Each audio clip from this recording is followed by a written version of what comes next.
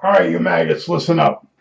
I wanted to show you the inside of another AM DX radio. Now, this is the inside of a Sony super sensitive radio. It's a TR6500. The first thing you'll notice is it has a long ferrite rod, and it's 6.5 inches long. That's long. It also has a tuning capacitor, 3-section tuning capacitor that actually has air plates.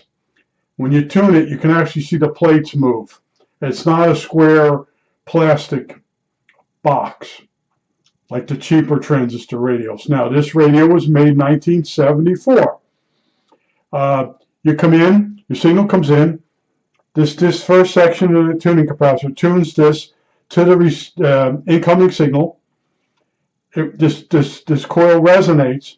It passes the signal to either a transistor or a FET. I don't know what it either has because I can't get the schematic because they want to sell me the schematic for $14. So anyway, the signal comes in, resonates, the capacitor, the coil, it goes into resonance. The station you listen to goes to a transistor or a FET, gets amplified. Then it goes over to this tuned coil, which is blue in color. Looks like an IF can.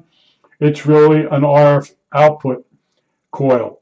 And it's hooked across one of the other sections of the tuning cap.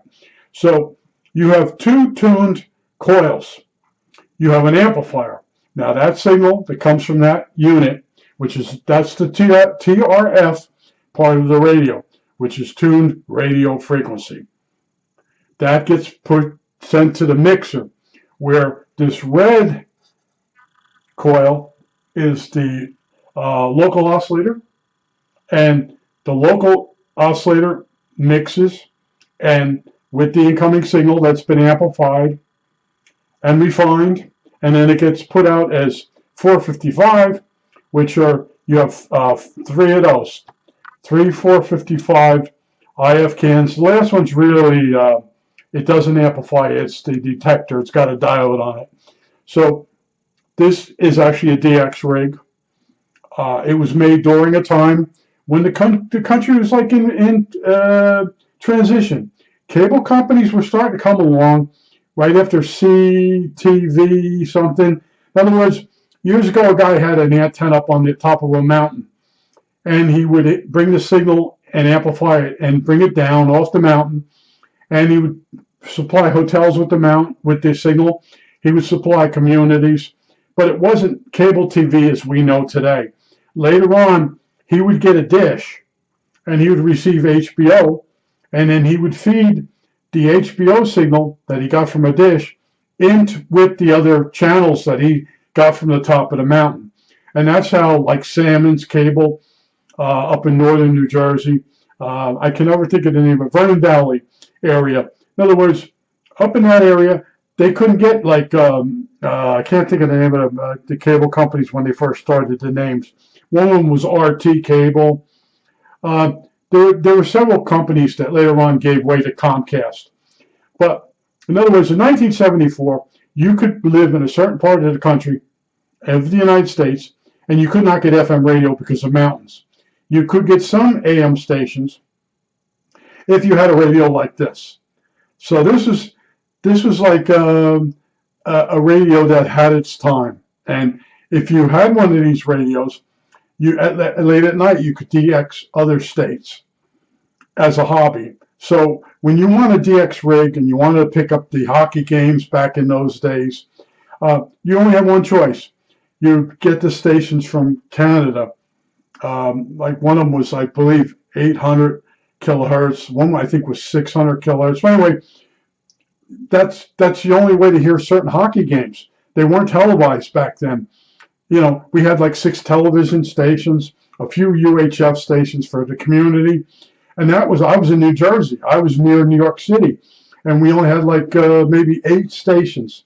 And at night, we had WNEW near us. We had WOR, WMCA, WABC, but I would always listen to stations that were somewhere else.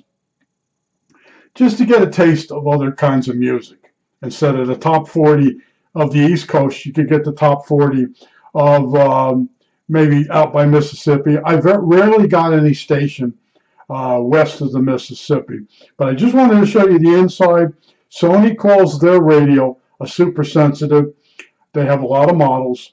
They're 9 transistor. And these boxes here, these metal boxes, this is audio output transformer, and this is the interstage. And this one here, if it's in the camera, is the power supply, a miniature AC transformer. It says 5 to 6 volts or 5.6 volts AC, and then it gets rectified. This radio works on 4 penlight batteries, which would be AA's. It's quite unique. It's part of my collection. It needs to be recapped. The capacitors are 50 years old, and if you turn this radio on, it starts kicking in and out. The volume goes up and down. It's not the volume control. It's maybe it could be anywhere but the AVC. One of my farms, AVC. It needs to be recapped. But I just want to show you. I know some people collect these. This is a collectible if you're into AMDX. And a lot of people will say, well, I can do that on my cell phone. You absolutely can. Now, I had a station on the other night, and this radio only goes to 1600. It doesn't do the new part of the band.